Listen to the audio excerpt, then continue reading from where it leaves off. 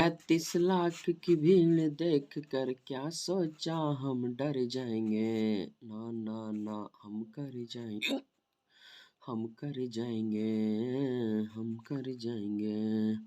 hey दोस्तों, स्वागत है आपका आपके अपने YouTube चैनल पर। हम यहाँ पर देखेंगे क्लास 8वीं का विज्ञान, जिसमें से हम देखेंगे चैप्टर 3 सूक्ष्म जीव। इसमें जितने भी इंपॉर्टेंट क्वेश्चंस बनने वाले हैं, हम सभी उन क्वेश्चंस का संग्रह को लेते आए हैं। यहाँ पर हम most important VVI objective questions करने वाले हैं, जो कि आपके एग्जाम की दृष्टि से बहुत ज़्यादा इंपॉर्टेंट होने वाला है। तो चलिए वीडियो में आ गए हैं, तो वीडियो को शुरू करते हैं। टीकाकरण से निम्नलिखित में से कौन सी बीमारी से नहीं बचा जा सकता है? ऑप्शन है पोलियो, टाइफाइड, कैंसर और क्षय रोग।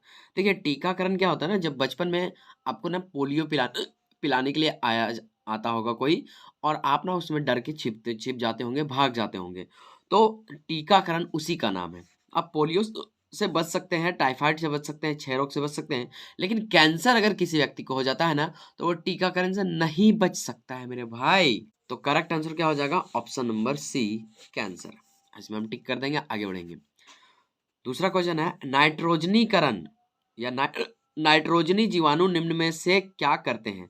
तो नाइट्रोजनी जीवाणु ना अमोनिया को नाइट्रेट में बदल देते हैं। हाँ, तो ऑप्शन नंबर बी यहाँ पे राइट आंसर हो जाएगा।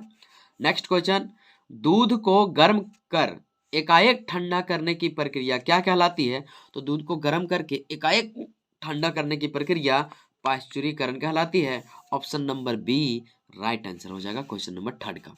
4 नंबर क्वेश्चन है यहाँ पे, नींबू का कैंसर रोग, सॉरी यहाँ पे ना टाइपिंग मिस्टेक हो चुका है। नींबू का कैंकर रोग होता है। नींबू का कैंकर रोग किसके कारण होता है? तो ये होता है जीवाणु के कारण।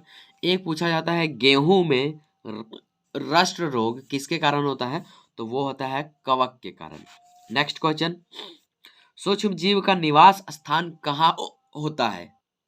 सूक्ष्म जीव का निवास स्थान कहाँ होता है? वायु में, पानी में, जीवित वस्तुओं पर और उपरोक्त सभी। तो सूक्ष्म जीव ना हर जगह पाए जाते हैं मेरे भाई, वायु में, पानी में, जीवित वस्तुओं पर, हर जगह। तो इसका ऑप्शन नंबर हो जाएगा ऑप्शन डी, उपरोक्त सभी।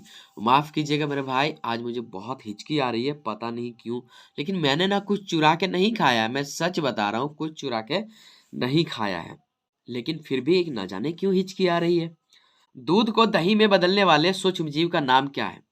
तो देखिए, दूध को ना दही में बदल देता है, उस जीवाणु का नाम पूछा है, तो उस जीवाणु का नाम है लैक्टोबैसिलस जीवाणु।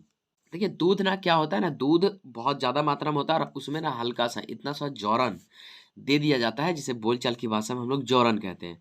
तो मॉर्निंग तक अगर आप रात में दूध में जौरन दे देते हैं दही का, तो मॉर्निंग तक पूरा का ओवरऑल पूरा दूध ना दही में बदल जाता है। तो वो क्यों होता है? तो लैक्टोबैसिलस जीवाणु की जनन प्रक्रिया जो बहुत ज्यादा तेजी से होता है, यही कारण है कि पूरा दूध में वो कब्जा कर लेता है जनन प्रक्रिया के दौरान। और उसके बाद ना उसका दूध की डेंसिटी बढ़ जाती है, जिसमें हमें देखने पर लगता है यह दही बन गया। तो इसमें ना दही को अगर सूक्ष्मदर्शी की सहायता से आप देखोगे, तो लैक्टोबैसिलस जीवाणु उसमें देखेंगे।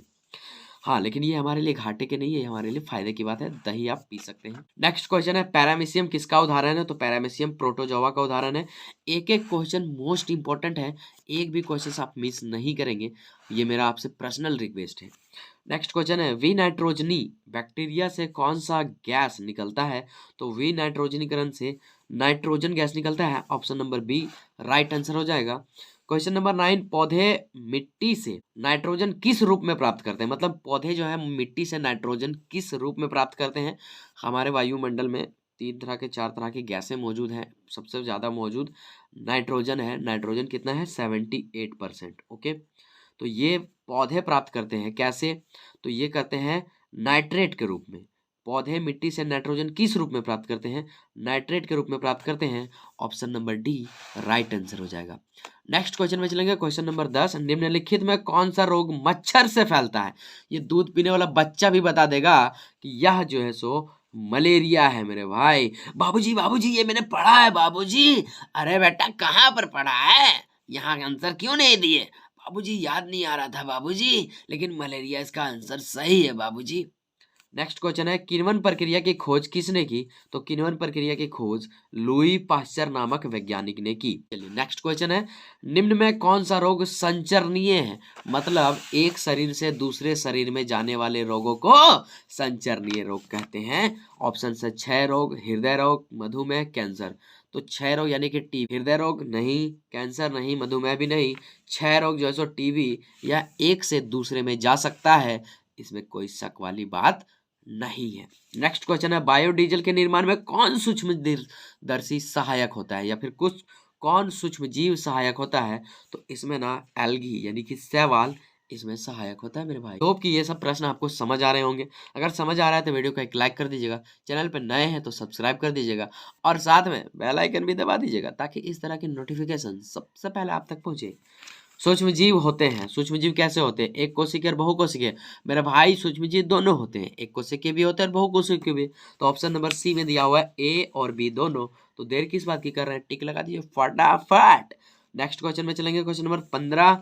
भोजन के परीक्षण में निम्नलिखित में से किस रसायन का प्रयोग किया जाता है? तो भोजन के परीक्षण में ना सोडियम बेंजोएट का प्रयोग किया जाता है। इस बात को आप लोग दिमाग में डाल लो, लेकिन सुनो किसी को बताना नहीं मेरे भाई, हल्के से याद रखना क्योंकि आपके एग्जाम नजदीक है।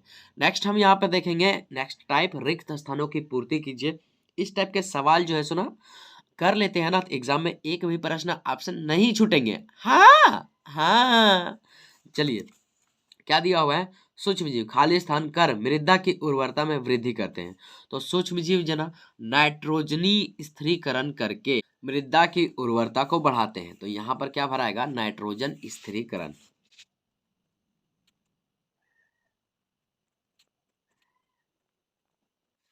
चलिए अब हम नेक्स्ट में चलते हैं। क्वेश्चन नंबर दूसरा, खाली स्थान जीवाणु दूध को दही में बदल देता है। अभी आपने पीछे पढ़ा है कौन सा ऐसा जीवाणु है जो दूध को दही में बदल देता है।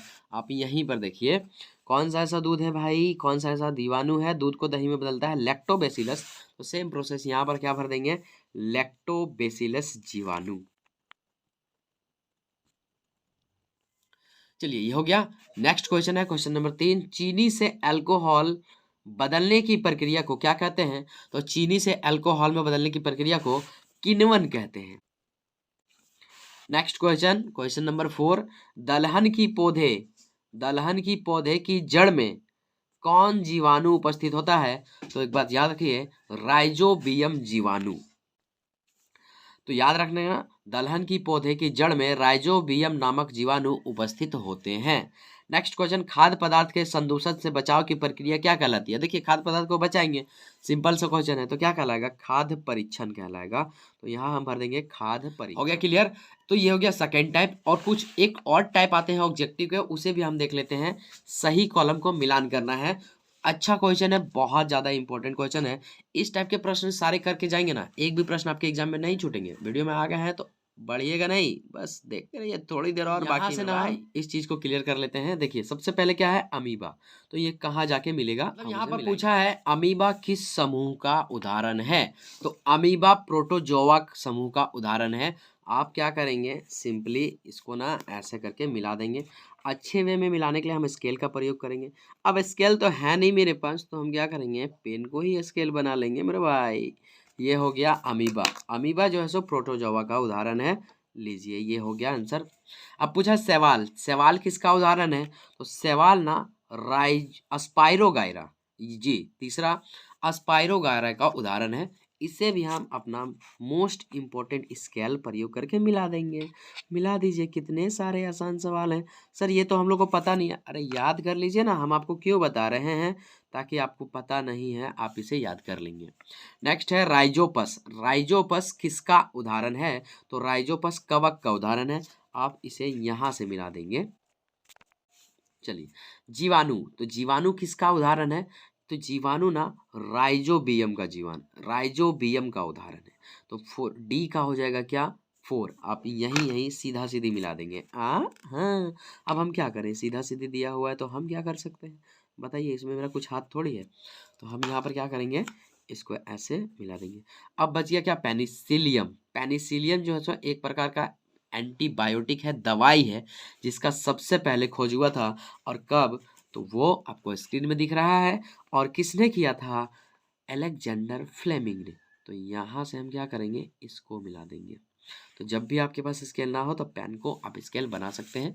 कैसे, आपने देख लिया। तो चलिए, ये हो गया मिलाने वाला। आई होप कि ये भी आपको समझ में आया होगा।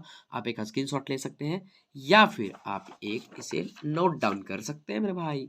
चलिए, एक और हम थोड़ा सा देख लेते हैं लास्ट में जाते जाते।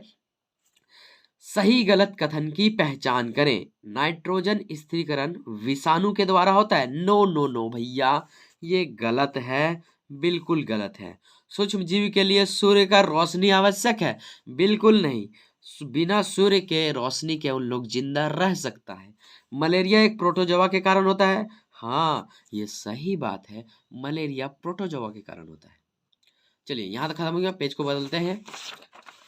35 लाख की भीड़ में क्या सोचे। देखिए, अभी यहाँ पे हम क्या करेंगे, यहाँ पे आ जाएंगे।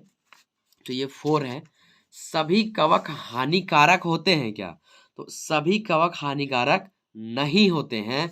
यहाँ बोल दिया है सभी कवक हानिकारक हैं, गलत बोला है, समझे ना। तो यहाँ आप गलत का निशान लगा देंगे।